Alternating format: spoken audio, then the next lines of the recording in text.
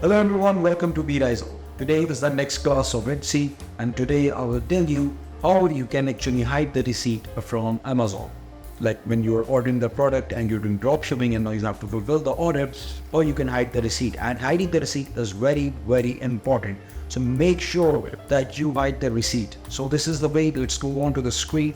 So whenever you add some item to your cart, after that, when you are checking it out, just when you get to this stage or in the checking out section, first you have to add the shipping address and payment method that offers, and then you write the shipping. In this, you will see a small option here that is add gift options.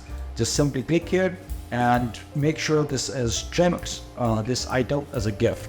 Now, the wrap and a gift pack, it's completely up to you, but Amazon is going to charge you some extra dollars for that. That is $3.49.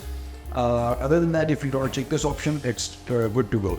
Now here you can write the gift message, and here you can actually write your store name.